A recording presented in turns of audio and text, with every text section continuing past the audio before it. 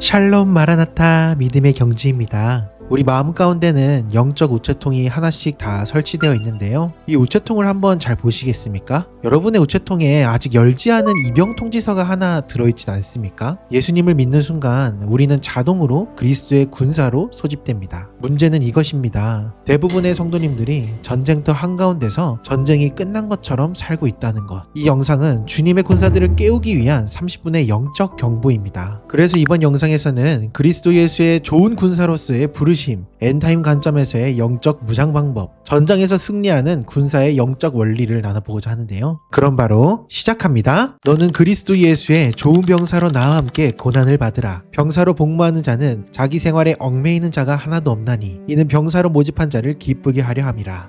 아멘. 예수님을 구주로 믿고 영접한 자들에게는 누구에게나 좋든 싫든 주님의 군사로 소집하는 영적 입영 통지서가 날라오기 마련입니다. 입영 통지서가 무엇입니까? 바로 군복무, 곧 병역 의무 부과를 알려주는 통지서로서 입영 영장을 말합니다. 현실 세계에서는 어느 일정한 수준에 미달되면 병역 소집에서 제외가 되지만 예수님을 주로 믿는 우리 성도들에게는 누구나 예외 없이 모두에게 영적 입영 통지서가 날아갑니다. 내가 그리스도 예수의 좋은 군사로 나와 함께 고난을 받을지니. 그렇다면 주님께서는 우리를 군대로, 왜 그분의 군사로 부르시는 걸까요? 네, 그렇습니다. 보시는 바와 같이 예수를 믿고 십자가에서 나를 죽여 내 안에 예수님으로 살아가고자 하는 우리들의 삶은 매일매일이 영적 전쟁터이기 때문입니다. 작게는 우리 자신이 적군이요, 크게는 세상에서 주를 믿는 자들을 핍박하는 적그리스도들이요, 궁극적으로는 마귀들과 사탄, 즉 악의 영들이 우리를 날마다 대항하고 있기 때문입니다. 그러기에 저와 여러분은 지금 당장 우체통에 묵혀있는 입영 통지서를 더 늦기 전에 열어봐야 합니다. 자, 함께 열어보겠습니다. 뭐라고 쓰여 있습니까? 네, 이렇게 저랑 똑같이 다들 쓰여 있으시죠? 입영 통지서에 먼지가 혹시 수북히 쌓여 있으셨나요? 아님 예전에 이미 열어서 읽어봤으나 어려운 마음으로 다시 통에 넣어둔 분들도 계실 겁니다. 하지만 이젠 더 이상 시간이 없습니다. 대장 대신 그분의 소집 명령에 우리는 지체 말고 영적 군사 훈련소로 떠날 채비를 해야 합니다. 그렇다면 훈련소로 떠나기 전 제일 먼저 무엇을 해야 할까요? 매 지파에서 1,000인씩 이스라엘 1,000만인 중에서 12,000인을 택하여 무장을 시킨지라. 아멘. 위 말씀에서 무장을 시킨지라는 무장됐었다, 히브리어로 할루제이 짜바로서 기본적 의미는 제거하다, 벗기다입니다. 즉, 무장을 하기 위해서는 먼저 불필요하고 평범한 옷들을 벗어버리는 행동이 선행되어야 함을 보여주고 있는 것입니다. 남자분들과 여군들, 그리고 아들을 둔 부모님들은 잘 아실 겁니다. 훈련소로 떠날 때 개인 물건들은 아무것도 가져가지 못하고 또한 내적으로도 많은 것을 포기하고 가야 함을요. 즉, 이것은 군사가 되기 위해서 떠날 채비를 하는 것은 오히려 챙기는 것보다 내려놓음이라는 것을 보여주고 있는 것이죠. 군사로 다니는 자는 자기 생활에 얽매이는 자가 하나도 없나니 이는 군사로 모집한 자를 기쁘게 하려 함이라. 이것이 무엇을 의미하나요? 군인은 군인다워야 한다는 것입니다. 현실에서의 군인은 나라와 국민을 지키기 위해 존재하지만 그리스도의 군사는 그 목적이 다릅니다. 그분의 영적 군사는 모집하신 자, 즉 예수 그리스도를 기쁘게 하는 데에 그 목적이 있습니다. 단지 예수님의 기분을 기쁘게 하는 것은 1차적인 의미이고, 기쁘게 라는 단어는 헬라어로 아레스코인데 이는 단순히 감정을 만족시키는 차원을 넘어 모집한 자의 뜻과 목적에 자신을 맞추어 그분이 원하시는 방향으로 살아가는 것을 의미합니다. 네, 우리는 대장 대신 예수님만을 위한 군사가 되어야 합니다.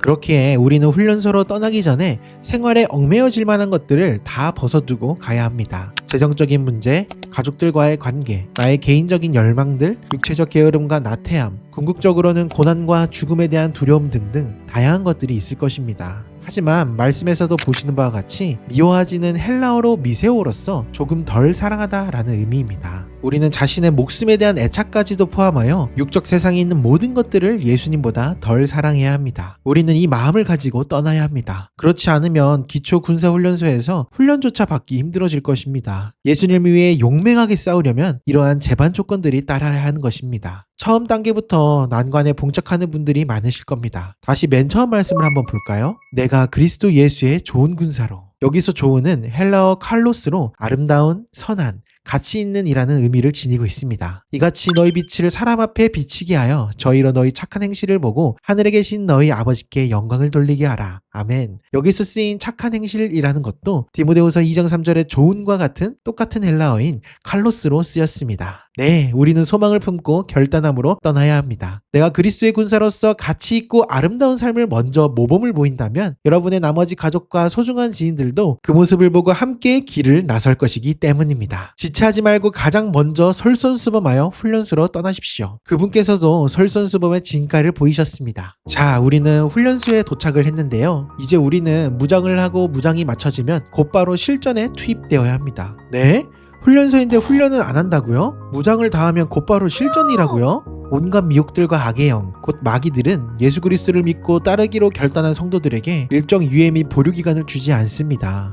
쟤는 이제 믿기 시작한 초신자니까 몇 년 정도는 시간을 줄까? 쟤는 이제서야 삶의 목표와 가치관이 새로이 바뀌었으니 몇 달 정도는 시간을 줘볼까? 이런 거 전혀 없습니다. 배고픔에 굶주린 우는 맹수들은 먹잇감이 보이면 당장 공격하기 십상입니다. 저와 여러분 앞에 굶주림에 아우성치는 우는 사자들과 이리들이 가득합니다. 시간이 없습니다. 얼른 무장을 하러 가봅시다. 그렇다면 무장은 어떻게 해야 할까요? 바로 우리의 옛 옷을 다 벗어버리고 속옷과 겉옷을 그리스도의 것으로 새로이 입어야 합니다. 자세히 보실까요? 첫 번째, 그리스도로 속옷을 입으십시오. 이것이 우리의 그분의 군사로서의 새 명찰입니다. 갈라디아서 말씀에 옷이 나옵니다. 셀 수 없이 많다 해도 두 가지 옷으로 압축할 수 있는데요. 바로 속옷과 겉옷입니다. 안에 있는 옷은 매우 개인적이며 은밀한 의미가 있습니다. 예수님을 믿는 것 역시 은밀한 이유가 있을 뿐더러 순전히 개인적 결단입니다. 초기 교회 당시는 온몸이 물에 잠겼다가 올라오는 침례였습니다. 잠긴다는 것은 옛삶의 종렬이고 올라온다는 것은 새삶의 시작입니다. 즉 죄와 욕심의 종노릇하던 옛사람은 이제 떠나보내고 내 안에 그리스도로 살며 이를 통해 자연히 그리스도를 위해 사는 새 사람을 받아들이는 것입니다.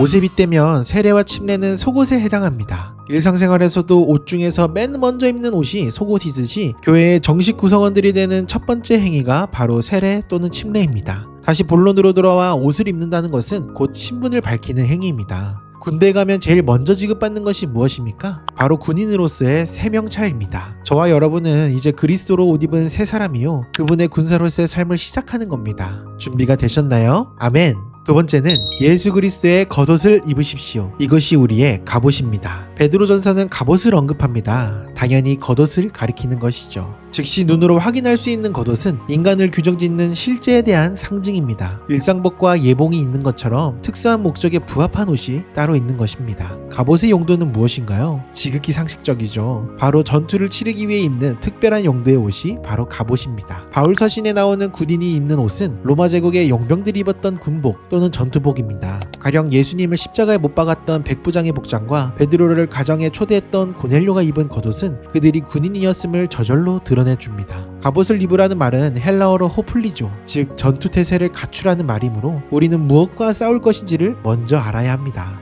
본문에서 뿐만 아니라 무장과 관련된 말씀의 거의 모든 맥락에서 싸움의 대상은 낡은 삶의 방식, 죄스러운 본성과 현실 속의 유혹, 그리고 거대한 악의 목록 등입니다. 그렇다면 어떻게 무장해야 할까요? 군인의 복장, 사고방식, 생활이 매우 단순하듯이 무장하는 방법은 복잡하지 않습니다. 한마디로 마음속에 예수를 주로 모시고 현실에서 영적 전투를 치르는 그리스도의 군인들이 해야 할 무장은 대장이신 예수께서 가르치신 새로운 삶의 방식을 부단히 훈련하는 것입니다. 갈라디아서에서 바울 사도는 율법에 얽매이던 옛삶으로 돌아서려는 어리석은 자들을 꾸짖고 믿음으로 구원을 잘 이루어가라고 격려합니다. 베드로전서에서 베드로 사도는 예수님을 믿기 전에 세상적인 삶에 다시는 빠져서는 안 된다고 경고하며 하나님 나라에 들어가기 위해 고난받으신 예수님의 발자취를 따라 값진 고난을 기꺼이 받으라고 독려합니다. 내가 잘할 수 있을지 걱정된다고요? 두려워하지 마십시오. 주님께서 보내주신 성령님께서 든든한 지원군으로서 우리와 늘 함께 하심으로 우리는 이 모든 것을 능히 다 해낼 수 있습니다. 아멘이시죠? Yes. 아멘. 자, 이제 우리는 네이와 겉옷을 입었습니다. 이제 무엇이 남았죠? 네, 바로 성령의 검, 곧 하나님의 말씀입니다. 성령의 검, 곧 하나님의 말씀을 가지라. 아멘. 성령의 검은 흔히들 아시는 것처럼 유일한 공격 무기입니다. 그렇다면 왜 공격 무기가 필요할까요? 아무리 훌륭한 수비적 진법을 구사하고 우수한 방어구로 적의 공격을 막아낸다 할지라도 이는 적을 잠시 지치게 할 수는 있으나 끝내 적을 섬멸할 수는 없습니다. 배고픔에 굶주린 맹수들이 점찍은 사냥감을 공격하다가 지쳐 잠깐 숨을 고를지언정 타겟을 포기하는 법은 없습니다. 이와 같이 맹수들이 한 번 물은 먹잇감을 절대 놓치지 않는 것처럼 적을 제압 및 섬멸하지 않는 이상 이상 적의 공격은 계속되고 우리는 계속해서 방어적인 행태만 갖출 수밖에 없게 되는 것이죠. 그러기에 우리는 공격 무기가 필수적으로 필요합니다. 작금의 마지막 때의 영적 전쟁은 여느 때와는 비교도 안 될 만큼 현실 세계와 맞물려 요동치고 있습니다. 온갖 미혹들과 악법들, 각종 전쟁과 난리와 소문과 전염병, 자연재해, 디지털 및 암호화폐 도입과 경제 위기, 세계 단일 정부의 움직임 등등의 거대한 사회적 변화 등이 끊임없이 몰려오고 있는 것입니다. 이러한 어둠의 쓰나미들을 우리는 무슨 수로 이길 수 있을까요? 돈, 권력, 정치인을 의지하고 추앙하기, 지하 벙커, 인맥, 산으로 도망가서 은신하기? 아니요. 그리스도인들은 저러한 세상의 검이 아닌 오직 하나님의 말씀, 곧 성령의 검으로 이겨내야 합니다. 그렇게 우리는 성경을 늘 읽고 듣고 묵상하고 적용하고 되새김질해야 하는 것입니다. 예수님께서 승천하시면서 우리에게 보내주신 성령 하나님은 헬라어 파라클레토스로서 조언자, 중보자, 위로자, 변호자라는 뜻입니다. 성령님께서 위와 같은 영적 전당터에서 여러분의 손에 그분의 검이 없어서 조언을 못 듣게 되는 안타깝고 비참한 상황이 연출되지 않도록 해야 합니다. 우리의 손에 성령의 검이 없으면 우리는 본능적으로 죄악된 본성으로 인해 손에 다른 것을 잡아 저 어둠의 쓰나미들을 헤쳐나가려 할 것입니다. 위에 말했던 돈, 권력, 인맥 등과 같은 세상의 검을 잡아서 이리저리 휘두르겠지요. 세상의 검으로 휘두른다고 어둠의 권세자들과 악의 영들이 휙휙하고 쓰러집니까? 제일 세고 날 서 있는 세상의 검을 가진 자들이 바로 저들인데 우리의 보잘것없는 세상의 검으로 저들을 당해낼 수 있을까요? 이렇게 되면 우리는 이내 적들에게 항복하여 믿음을 내어주며 예수님을 배반하게 될 것입니다. 그러기에 저들이 없는, 저들이 제일 두려워하는, 저들의 숨통을 끊어낼 수 있는 유일한 공격 무기인 하나님의 말씀, 성령의 검을 우리는 손에 꼭 쥐고 있어야 합니다. 네, 말씀을 보십시오. 성령의 검은 태초부터 지금까지 지구상에 존재하는 가장 최고의 명검이자 복음입니다. 그 어떤 것도 이 검을 당해낼 자가 없습니다. 주님의 말씀 앞에 적병들의 모든 실체들이 확연하게 드러날 것이며 저들의 숨통이 명확하게 끊어질 것입니다. 다윗과 이사야 선지자, 사도 바울 등 성경의 모든 믿음의 선진들이 세상의 정사와 어둠의 권세와 악의 영들을 대적할 때 다른 어떠한 것이 아닌 오직 성령의 검으로 대적하셨음을 우리 모두가 기억해야 합니다. 심지어 예수님께서도 그분을 보이셨습니다. 명심하십시오. 이 싸움은 이미 만유의 주 예수님께서 태초부터 승리를 해두신 싸움입니다. 멀지 않은 날 이글거리는 불꽃의 눈으로 주님께서 다시 오실 때 사탄들과 사탄에 더불어 빌어먹은 자들을 비롯하여 예수를 거부한 자, 배반한 자들에 대한 완벽하고 공의로운 심판의 집행이 시작될 것입니다. 그때 저와 여러분의 손에 쥐고 있는 것이 과연 어떤 종류의 검인지 아주 적나라하게 드러날 것입니다. 이것으로 주님은 우리를 아군인지 적군인지 판별할 것입니다. 자, 여러분, 우리는 이제 선택의 기로에 섰습니다. 세상의 검, 성령의 검. 눈앞에 펼쳐진 전장터에 여러분은 어떤 검을 손에 쥐고 출전하시겠습니까? 자, 우리는 무장을 마치고 훈련소를 떠나왔습니다. 이제 드디어 눈앞에 전장터가 보입니다. 그렇다면 전장에 본격적으로 참전하는 우리는 어떠한 군사가 되어야 할까요? 첫 번째, 말씀에서 보시는 것처럼 우리는 인내심이 확고한 군사가 되어야 합니다. 군대에서는 모든 것이 고난입니다. 밥을 먹는 것도, 씻는 것도, 또 심지어 쉬는 것도 군대 안에서는 다 고난이 됩니다. 이 신비함을 남자분들은 다 아실 겁니다. 그러니 훈련은 두말하면 잔소리지요. 현실 군대도 이러할진데 하물며 영적 전장터는 어떠할까요? 예수를 주로 믿고 내 안에 예수로 산다는 것이 전혀 매력적으로 느껴지지 않을 정도로 괴롭습니다. 우리의 자아 안에는 그냥 한 주 동안 가족들 아무도 아프지 않고 돈 걱정 없이 살고 기타 스트레스 없이 직장 생활하고 세상 풍속 적당히 즐기다가 주일날 교회 한번 가서 하하호호 성도들과 교제하고 예배 잘 드리고 오면 이보다 더 행복한 삶이 없겠다 싶은 종교의 영이 계속 올라옵니다. 하지만 영적 전장터에서 예수님의 군사로 참전한 순간 이러한 종교의 영으로는 일주일도 못 버틸 것입니다. 하나님의 계획이고 계명이고 이러한 것들은 다 뒷전으로 둔 채 세상에 한 발을 걸친 양다리 크리스천으로 다시 돌아가기 마련입니다. 우리는 옛사람을 버리고 새 사람이 되었기에 먼저 본이 되신 예수님을 따라 마땅히 그분의 고난에 참여해야 합니다. 그러나 고난에 참여하려면 인내심이 반드시 요구됩니다. 참다, 인내하다라는 의미에는 헬라어로 두 가지 종류가 있는데요. 바로 마크로디미아와 히포모네입니다. 보통 전자인 마크로디미아는 인간관계에서 당하는 고통을 참는 것을 의미하고 후자인 히포모네로서의 인내는 환경이 주는 고통을 이겨내는 차원에서의 인내를 뜻합니다. 그렇다면 우리에겐 어떤 인내가 필요합니까? 우리가 상대해야 할 적군은 고작 혈과 육이 아니기 때문에 우리에겐 바로 히포모네로서의 인내가 필요합니다. 여기서 히포모네는 어떠한 주어지는 고난들을 억지로 겨우 참고 버텨내는 의미가 아닙니다. 히포모네는 주어진 상황이 거대하고 막막할지라도 믿음과 심지가 더욱더 굳건해지는 확고함, 견고함의 의미입니다. 일렁이는 파도 하나에도 마음이 이리저리 쉽게 흔들리는 것이 아니라 쓰나미가 몰려와도 그 자리에서 굳건하게 이겨내는 인내가 우리에겐 필요한 것이죠. 보시는 말씀을 통해 빌립보 교회에서 파송되어 옥에 갇힌 바울을 헌신적으로 돕고 주어진 큰 임무를 완수했던 평신도 에바브로디도를 보십시오. 로마 감옥에 갇힌 바울 및 로마 교회와 빌립보 교회를 오고 가며 우리가 읽고 있는 이 빌립보서인 바울의 편지와 헌금을 전달하는 막중한 임무의 책임자로 뽑힌 그는 맡은 바 사명을 완수하기 위해 목숨을 내걸고 헌신하였습니다. 당시 마케도니아에 위치한 빌립보 교회와 바울이 수감된 로마까지의 거리는 무려 1000km 이상에 달하는 장거리입니다. 오늘날 차나 비행기를 타고 왔다 갔다 해도 무려 수일이 걸리는 어마무시한 거리이죠. 게다가 그때 당시 치안은 좀 안 좋았습니까? 곳곳에 짐승떼와 강도와 도둑들이 만연한 시대였으니 그야말로 에바브로디도에게는 하루하루가 고난의 연속이요 인내의 연속이었을 것입니다. 하지만 그는 예수님을 위해 죽기까지 이르러도 목숨을 돌보지 않고 맡은 바 사명을 완수해냅니다. 이것이 어떻게 가능했겠습니까? 바로 확고함의 인내가 있었기 때문입니다. 우리가 환난 중에도 즐거워하나니 이는 인내를, 연단을, 소망을 이루는 줄 알미로다. 아멘. 믿음의 시련과 고난을 두려워하지 마십시오. 우리는 휘포모네를 붙잡고 소유해야 합니다. 이것은 주님께서 저와 여러분을 결핍과 실패가 없는 완벽한 군사로서 준비시켜 나가는 과정입니다. 힘내십시오. 이제 시작입니다. 우리는 적진 깊숙이 나아가야 합니다. 두 번째, 주의 법도로 싸우는 군사가 되라.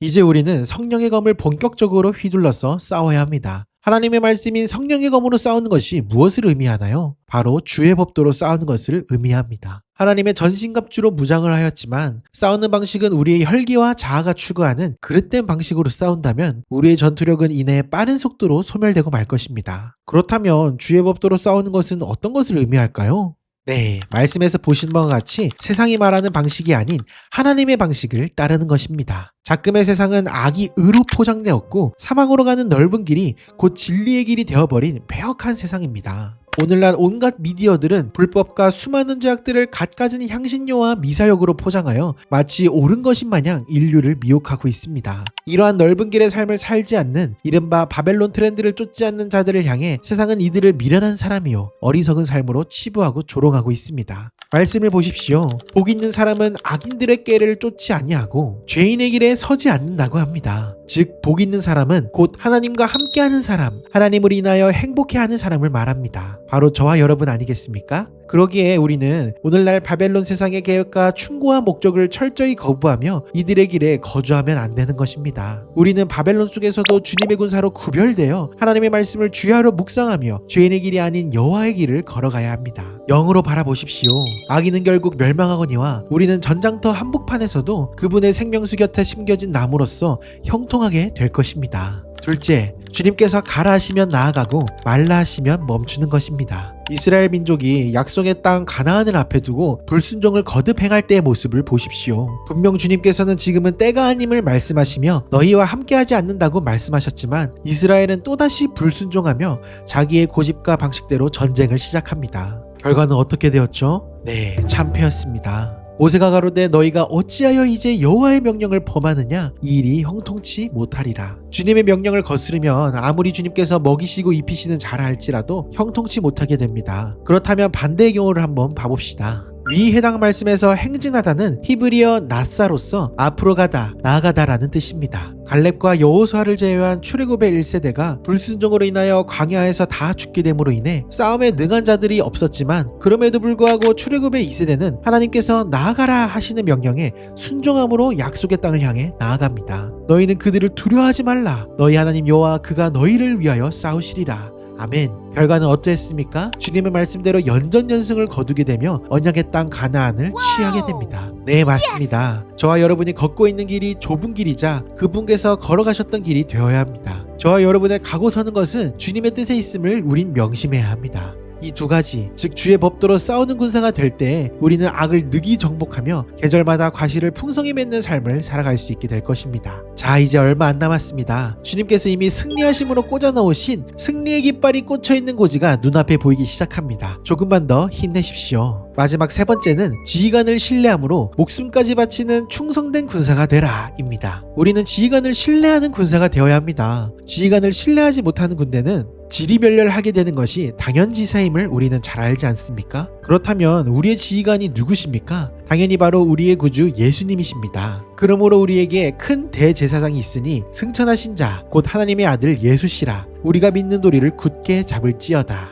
아멘. 해당 말씀에서 큰 대제사장에서 큰은 헬라어로 메가스로서 가장 위대한, 가장 높은, 가장 웅장한 이란 뜻입니다. 이것은 바로 여러분들께서도 잘 아시다시피 십자가를 통해 인류 제속과 구원을 완성하심으로 사망과 음부의 권세를 이기시고 부활하신 만유의 주요 가장 높고 위대한 왕이신 예수님을 나타내고 있는 것입니다. 이렇듯 대장 되신 예수님만을 신뢰함으로 우리의 믿는 도리를 굳게 잡는 것, 이 얼마나 지혜로운 행위입니까? 성경의 예로 한번 살펴볼까요? 엘리야를 보십시오. 이스라엘이 가장 어둠의 길을 걷고 있었던 아합과 이세벨의 통치 시절 바알과 아세라의 거짓 선지자들 무려 850명과 사활을 건 영적 전쟁을 선포합니다. 엘리야가 이때 두려운 기색이 있었습니까? 오히려 승자의 여유를 미리 드러냅니다. 이방 잡신을 섬기는 미치광이 사제들이 온갖 난리부르스를 떨었지만 당연히 하늘의 응답은 없었습니다. 엘리야는 이 영적 전쟁에서 어떻게 고백함으로 나아갑니까? 네, 이렇게 하나님을 굳게 신뢰함으로 나아갔던 엘리야에게는 주님께서 손수 해당 싸움을 승리로 주관하셨고 주님을 대적했던 해당 무리들과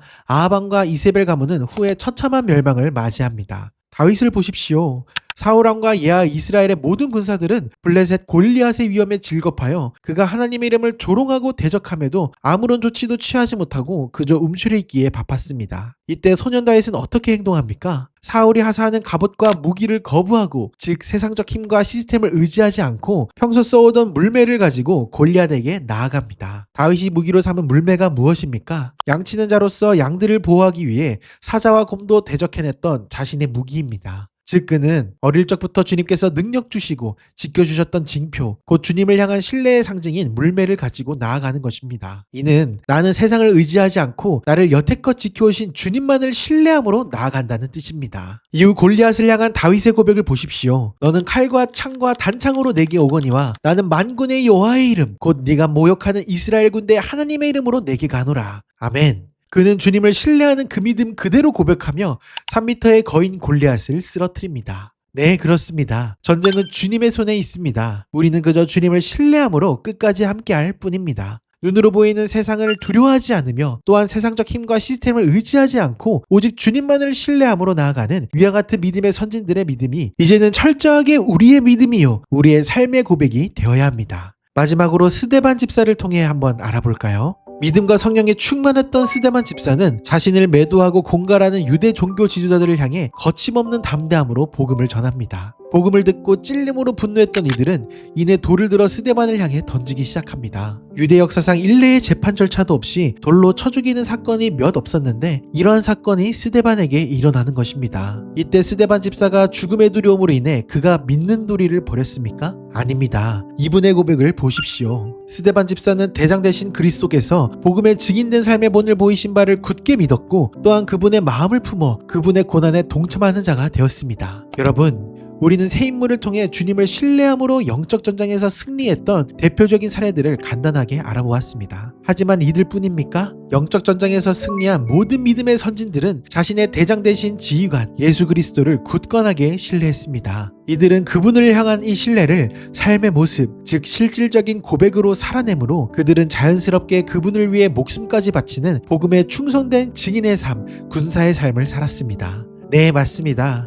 우리도 응당 우리의 대장 되신 예수님만을 전적으로 신뢰해야 합니다. 육적, 영적으로 삶 가운데 거대한 환난들이 닥쳐와도 끝까지 주님만을 신뢰해야 합니다. 앞으로의 시대 가운데 수많은 전쟁과 미혹들과 극악적인 통제와 감시, 먹고 사는 문제를 통한 협박과 이로 인한 궁핍함 등등이 무수히 많아질 것입니다. 이러한 닥쳐올 어둠의 쓰나비 가운데 다른 것이 아닌 오직 예수 그리스도, 그분을 제일 1순위로 초점을 맞추십시오. 그리하여 아무리 힘들고 괴롭고 슬퍼도 끝까지 목숨을 다하여 그분을 신뢰하시고 그분만을 붙드십시오. 여러분, 세상을 두려워하지 마시고 부디 주님을 더욱더 경외하십시오. 그리고 환난 속에서도 움츠러들지 말고 담대히 복음을 전하십시오. 증인은 증거를 가지고 증언을 하는 것이 의무이자 책무임을 명심하십시오. 괴로울 때마다 눈을 들어 전쟁에 능하신 주님을 바라보십시오. 주님께서 이미 승리하심으로 꽂아놓으신 승리의 깃발이 바로 위에 있습니다. 그리고 끝까지 인내함으로 주님을 배반하지 마십시오. 대저 주께서 나로 전쟁케 하려고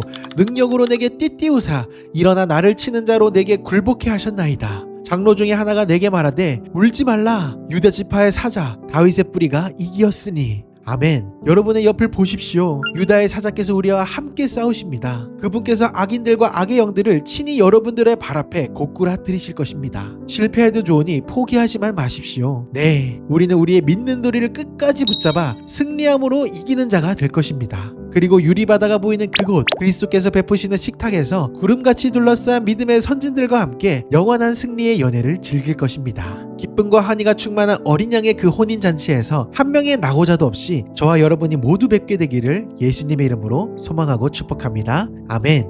네, 오늘 영상도 봐주셔서 너무 감사드리고요. 영상이 도움되셨다면 좋아요와 구독 부탁드립니다. 저는 이 마지막 때 저와 여러분들이 영적 우체통에 쌓인 통지서나 고지서가 하나도 없이 텅 빈 우체통으로 주님의 부르심에 모두 순종하며 나아가는 주님의 좋은 군사가 될 것이라고 굳게 믿습니다. 아멘이시죠? 그럼 저는 다음 영상에서 다시 찾아뵙도록 하고요. 오늘도 다 함께 외쳐볼까요? 믿음의 경주는 오늘도 내일도